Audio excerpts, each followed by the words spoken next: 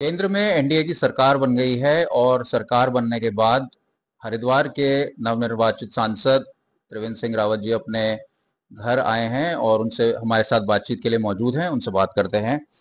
Sir, सबसे पहले तो आपको बहुत बहुत शुभकामनाएं। आप सांसद चुने गए हैं हरिद्वार से। काफी उम्मीदें लोग जता रहे हैं। क्या क्या चैलेंजेस आपको लगते हैं कि अब सांसद बनने के बाद जो आपकी प्रायोरिटी रहेगी, किस तरह से रहेगी? ये पहले तो हम सभी मतदाताओं का बहुत धन्यवाद करते हैं कि उन्होंने संसद तक पहुंचाने का काम किया है। अभी हम अपने जो वहाँ पर कार्यकर्ता हैं उनसे बैठ करके परामर्श करके आगे की रणनीति हम लोग बनाएंगे। लेकिन मोटा मोटे तौर पर जो मैं देखता हूँ तो हरिद्वार का नाम आते ही एक धार्मिक स्थान है, इस तरह की फीलिंग आती है। और तमाम जो हिंदू समाज है वो एक बार हर की पैड़ी पर आकर के गंगा जी में स्नान करना चाहता है।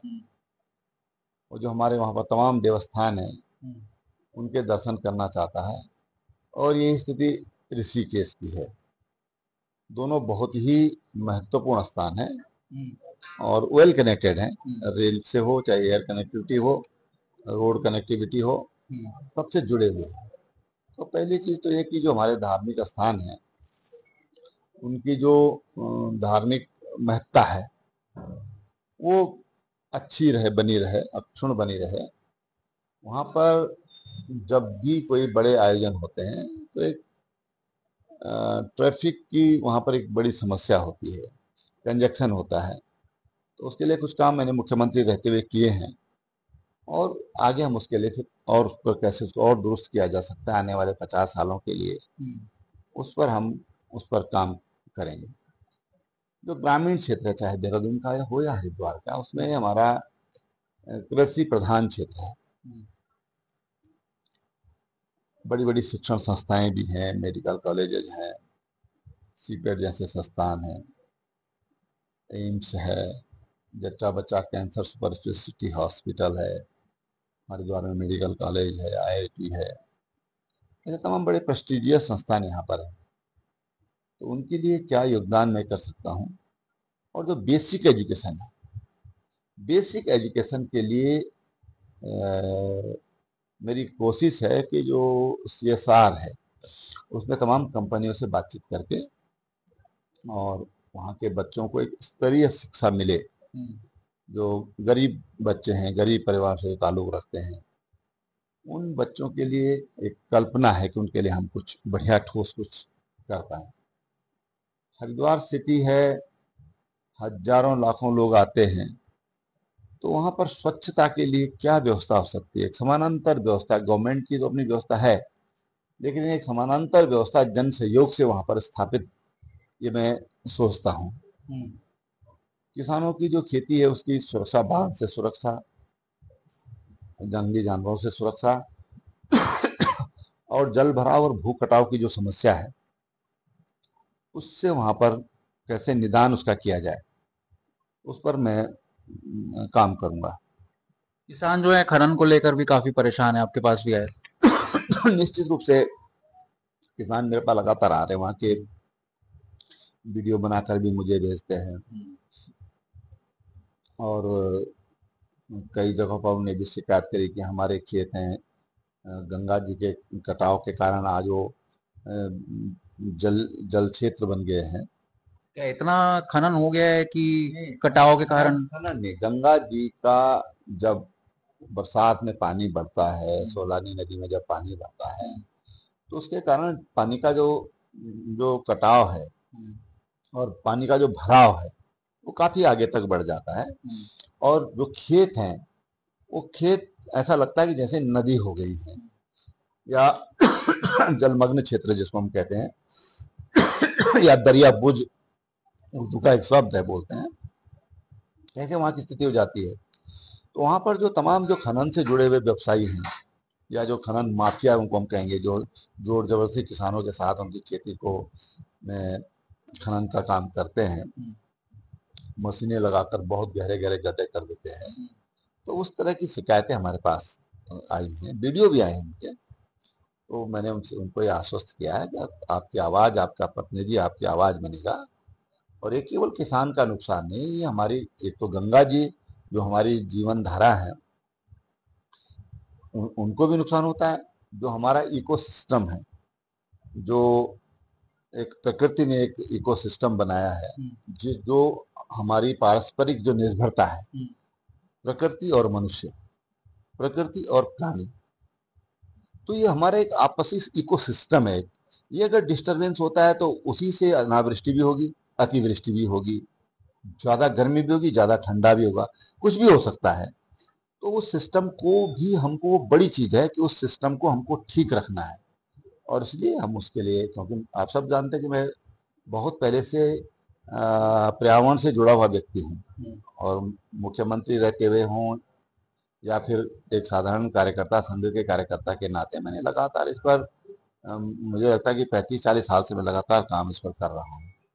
तो मेरी एक उसकी विशेष अभिरुचि भी उसमें है, तो उसको सिस्टम ठीक बना रहे, तो उसके लिए मैं काम करूँ। मंगलौर एक और बड़ी परीक्षा तो आपने पास कर ली है, एक छोटा टेस्ट कह सकते हैं, बायपोल्स। दो विधानसभाओं में चुनाव है, बद्रीनाथ और मंगलौर। और मंगलौर जो है वो बीएसपी की सीट रही है। तो किस तरह से आपकी रणनीति रहेगी कि इस बार ये सीट जो है भाजपा में आ जाए? देखिए, कार्यकर्ताओं के साथ बैठेंगे, संगठन के दिशा निर्देश होंगे। अभी कैंडिडेट भी डिक्लेयर नहीं हुआ है, कैंडिडेट भी डिक्लेयर होगा तो हम सब मिलजुल करके उसके लिए एक रणनीति बनाएंगे ताकि हम उस चुनाव को जीत सकें। इसके अलावा आपने जैसे खनन की बात करी, और खनन पे आप जो है काम करेंगे। हमने ग्राउंड रिपोर्ट करी थी पिछले साल, जिसमें मॉनसून के दौरान भीमगौड़ा जो बैराज पुल है, उसके साथ साथ जो सुलानी नदी है वहां का पुल है, शेरपुर बेला जो खानपुर के गांव है, वहां पे तबाही मचाई थी बाढ़। तो इस बार, और इसके बाद भी यूपी इरिगेशन ने मीडिया पे आरोप लगाया था कि ये मनगढ़ंत कहानियां हैं, लेकिन उन पे कार्रवाई हुई थी। तो आप किस तरह से देखते हैं, इस पे काम करने की जरूरत है? ये तो किसी से छुपी हुई बात नहीं है कि पिछली बार हमारे जो गन्ने मेंटेनेंस को लेकर इन बांधों पर काफी सवाल उठे। गन्ना किसानों को बहुत बड़ा लॉस हुआ है, और उसका परिणाम ये रहा कि शुगर मिलें भी, जो उनका एक टाइम पीरियड होता है, गन्ने के अभाव में वो चल नहीं पाई, पहले बंद करनी पड़ी क्योंकि गन्ना ही नहीं था। तो शुगर मिलें क्या करते, मालिक क्या करते, तो इस तरह की दिक्कतें आई हैं। हम चाहते हैं, मैंने कहा ना, हम किसानों का हित हमारे लिए सर्वोपरि है, तो मैं उस दिशा में प्रयास करूंगा। इस बार अजय टमटा जी मंत्री बने हैं। गढ़वाल एक बार फिर जो है मंत्री पद से महरूम रह गया है, क्या कैसे देखते हैं उसको? देखिए, पहले तो मैं बधाई देना चाहूंगा। और जहां तक गढ़वाल की बात है, तो देखिए, एक मंत्री बने हमारे राज्य से, हमको उसी रूप में हम लोग सोचते हैं। और कल गढ़वाल से बन जाता तो फिर आप कहते कि साहब कुमाऊं से नहीं बना है। कुमाऊं से तो हमारे पास मुख्यमंत्री है। नहीं, अब बात बनाने वाला तो बात बना सकते हैं। अब पर गढ़वाल से हमारे पास 3-3 राज्यसभा सांसद हैं, 3-3 हमारे पास लोकसभा सदस्य हैं, प्रदेश अध्यक्ष हमारे गढ़वाल से हैं। तो ये बातें होती रहती हैं, और मैं समझता हूँ कि हमको ये देखना चाहिए कि योग्य व्यक्ति उस जगह पर जाए और वो उत्तराखंड के विकास के लिए प्रयास करें।